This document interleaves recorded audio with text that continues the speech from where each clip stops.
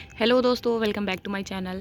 तो आज मैं कुछ ऐसे 7 प्रो टिप्स आपके साथ शेयर करने वाली हूँ जिससे जो आपके रोज़ प्लांट है उनमें जो ग्रोथ है वो भर भर के होगी। साथ में जो रोज़ प्लांट है वो इतनी अच्छी कलियाँ निकाले, इतनी अच्छे से मतलब जो है ग्रोथ करेगा और बहुत ही अच्छे से जो है इनमें फ्लावरिंग मिलेगी। हेलो दोस्तों, welcome back to my channel. तो देख सकते हैं आप मेरा जो रोज़ प्लांट है कितने ही अच्छे से ग्रोथ कर रहा है, कितने ही अच्छे से जो है इनमें जो न्यू न्यू स्टेम्स हैं वो निकल रही हैं, जो न्यू न्यू लीव्स हैं वो निकल रही हैं। तो मैं ऐसी कुछ 7 आपको प्रो टिप्स बताऊंगी जो कि रोज़ प्लांट में बहुत ज़रूरी होता है।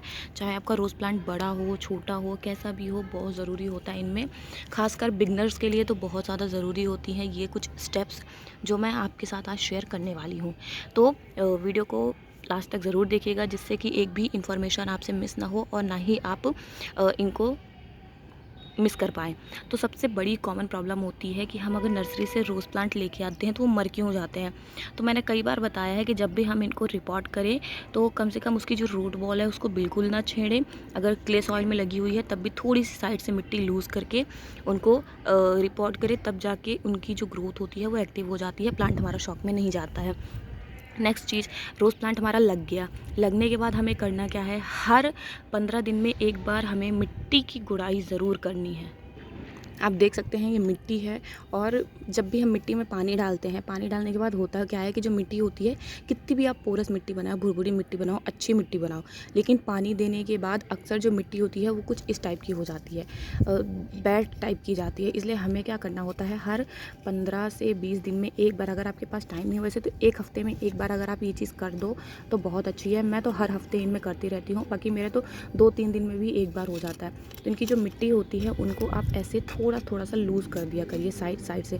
इससे क्या होगा कि जो एयर सर्कुलेशन होगा वो बहुत अच्छी होगी और सबसे अच्छी चीज़ जो हमारी फीडिंग रूट होती है, जो वाइट रूट जिसको बोला जाता है, वो बहुत ही अच्छे से प्रोपोगेट होती है, बहुत ही अच्छे से उसमें एयर सर्कुलेशन होता है, जिससे कि जो रोज़ प्लांट होता है उसमें ग्रोथ बहुत अच्छी होती है। और जो रोज़ प्लांट होता है उनकी अगर रूट्स अच्छे से सर्वाइव करेंगी, अच्छे से अगर उसकी रूट्स निकलेंगी तो जो हमारा प्लांट है वो बहुत ही अच्छे से सर्वाइव करेगा। आप देख सकते हैं, अगर दिखे आपको तो इसमें वाइट रूट्स भी आना स्टार्ट हो गई है, यानी जितनी अच्छी वाइट रूट बनेगी उतनी ही अच्छी हमारा प्लांट जो है सर्वाइव करेगा। तो मिट्टी की गुड़ाई बहुत ज़्यादा ज़रूरी होती है आपको, तो मिट्टी की गुड़ाई आप ज़रूर करें। एक और चीज़ कि आपकी जो न्यू लीव्स होती हैं, यानी जो न्यू ग्रोथ अगर स्टार्ट है तो उसमें आप डेली स्प्रे ज़रूर करें पानी का। सुबह शाम में एक बार आपको इनके ऊपर पानी का स्प्रे ज़रूर करना है। पानी का स्प्रे करने से जैसे फंगिसाइड या फिर इंसेक्टिसाइड हम डेली स्प्रे नहीं कर सकते हैं, लेकिन जो न्यू ग्रोथ होती है वो कभी कभी क्या होती है, धूप में बर्न होने लगती है। इसलिए अगर आप इनमें डेली वाटरिंग करेंगे तो जो न्यू ग्रोथ है वो बहुत ही अच्छे से ग्रो होंगी और बहुत ही अच्छे से जो है इनकी जो लीव्स हैं वो सर्वाइव करेंगी। तो आपको इनमें डेली वाटरिंग का स्प्रे ज़रूर करना है। थर्ड चीज़ क्या है, अगर आप चाहते हो कि आपका जो अगर न्यू रोज़ प्लांट है और अगर आप चाहते हो कि इसमें ग्रोथ बहुत ज़्यादा हो, तो आपको करना क्या है कि इनकी जब भी कोई कलियाँ बने उनको आपको तोड़ के हटा देना है। सो आप देख सकते हैं यहाँ पे ये जो मेरा न्यू प्लांट था, इसमें यहाँ पे कलियाँ आ रही थी, इसलिए मैंने क्या किया, इसको कर दिया पिंच। पिंच करने से क्या हुआ कि जो इसकी ग्रोथ है, साइड ग्रोथ ज़्यादा बढ़ेगी और प्लांट बहुत ही अच्छे से पहले अपनी एनर्जी ग्रोथ पे लगाएगा। अगर न्यू प्लांट होता है तो हमें एक चीज़ ज़रूर ध्यान होती है कि हमें कभी भी स्टार्टिंग में उनसे फ्लावर नहीं लेना होता, उनकी ग्रोथ बढ़ानी होती है। इसलिए यहाँ पे भी कली थी, यहाँ पे भी कली थी, दो की दोनों मैंने पिंच कर दी है, जिससे कि इसकी जो ग्रोथ, जो हमारा प्लांट है वो ग्रोथ बनाने में एनर्जी लगाएगा, ना कि अभी फ्लावर देने में। क्योंकि अगर अभी हमने इसको अच्छे से फ्लावरिंग ले ली तो ग्रोथ इसकी कमज़ोर हो जाएगी, लेकिन अभी अगर हमने इसकी ग्रोथ पे ध्यान दिया तो आगे चल के हमें बहुत अच्छी फ्लावरिंग मिलेगी और बहुत ही अच्छा जो है हमें इसका रिज़ल्ट देखने मिलेगा। लेकिन अगर आपका प्लांट नया नहीं है, पुराना ही प्लांट है, तो आपको करना क्या है, जब भी फ्लावरिंग हो जाए, फ्लावरिंग होने के बाद आपको उसमें ज़रूर पिंच कर देना है, जो फ्लावर होता है उसको हटा देना है। और टाइम टू टाइम आप इसकी पिंचिंग भी करते रहें। जैसे कोई भी न्यू स्टेम्स जा रही है उसके आप साइड यहाँ से ऊपर से पिंच कर दीजिए, तो साइड की ब्रांचेस बढ़ेंगे, जिससे कि प्लांट हमारा बहुत ही बुशी और बहुत ही मतलब अच्छा सा, इसमें जो एकदम घना सा टेक्स्चर आ जाएगा।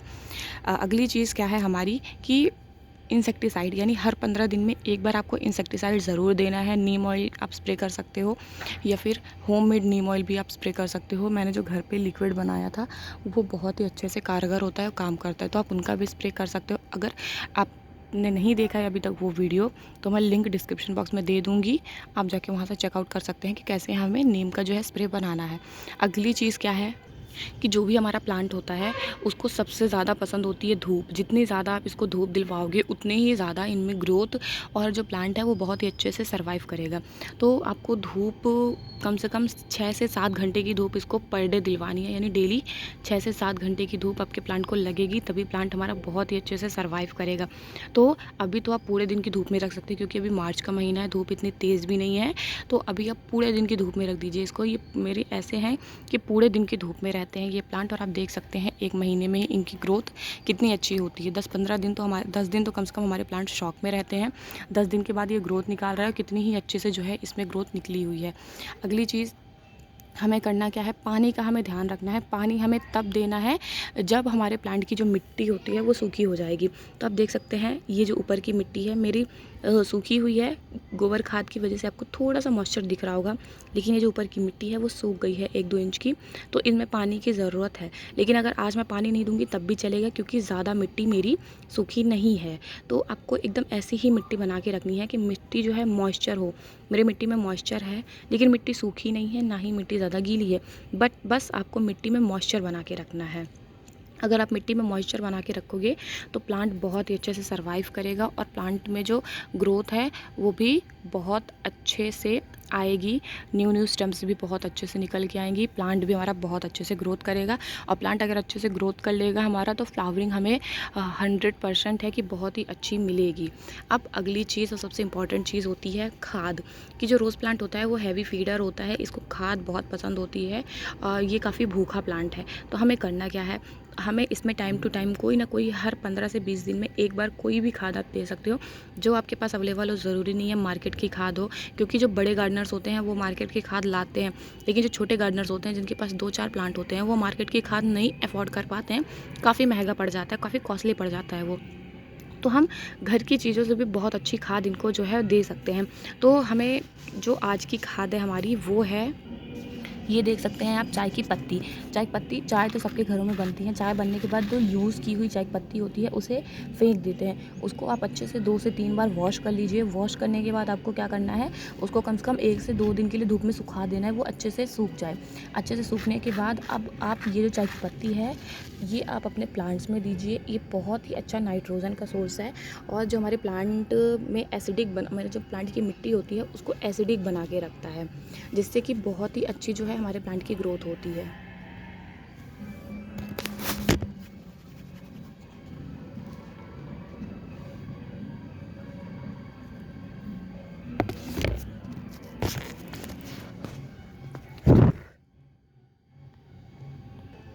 आपको कम से कम इसमें मतलब 2 से 3 चम्मच एक प्लांट में आप दे सकते हो। क्यों?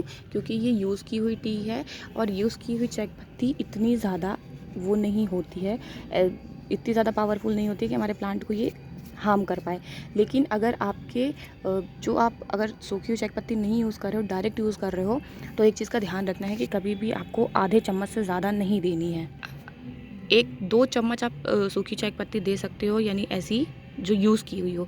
लेकिन अगर बिना यूज़ की हुई चाय पत्ती दे रहे हो आप, तो आपको हमेशा आधी चम्मच ही देनी है। आधे चम्मच से बिल्कुल भी ज़्यादा नहीं देना है। 10 इंच का मेरा पॉट है, इसमें मैं सूखी चाय पत्ती 2 चम्मच दे रही हूँ। अगर आपका 10 इंच का पॉट है, तो अगर आप बिना यूज़ की हुई दे रहे हो तो आप आधी चम्मच ही दीजिएगा, क्योंकि जो बिना यूज़ की हुई होती है उसमें नाइट्रोजन की और जो हमारी अम्लता होती है वो बहुत ज़्यादा होती है। इसलिए आपको ये चीज़ें थोड़ी ध्यान रखनी होती है। अगर ज़्यादा इनमें कोई खाद हम डाल देंगे तो मिट्टी भी ख़राब हो जाएगी। मिट्टी में जो हमारे पोषक तत्व हैं वो भी ख़राब हो जाएंगे, और जो हमारी मिट्टी है अगर वो ख़राब हो जाएगी तो प्लांट कभी भी सर्वाइव नहीं कर पाएगा। तो ये कुछ 2-4 टिप्स थी जो कि आपको बहुत ज़रूरी होती है इसमें यूज़ करना, अपने रोज़ प्लांट को ग्रो करने के लिए, बचाने के लिए। खाद हमेशा आपको सूखी हुई जो आपका जो गमला है उसकी जब मिट्टी सूखी हो तभी आप इसमें खाद दीजिएगा। खाद देने के बाद आपको इसमें भरपूर पानी देना है। अपने प्लांट को एक बार अच्छे से आप वाटरिंग कर दीजिए कि जो ड्रेनेज होल है उससे पानी बाहर हो जाए। इतना पानी आपको दे देना है कि ड्रेनेज होल से पूरा का पूरा पानी बाहर बाहर हो जाए और 2-3 दिन के लिए आपका जो प्लांट है उसको पानी ना देना पड़े। और सबसे सही बात ये होती है कि देख सकते हैं पानी कितना जल्दी नीचे जा रहा है, और ये देख सकते हैं ये ड्रेनेज होल से पानी पूरा निकल भी गया। तो ड्रेनेज सिस्टम भी आपको एकदम सही रखना है, मिट्टी भी पोरस बनानी है, ड्रेनेज सिस्टम भी सही रखना है।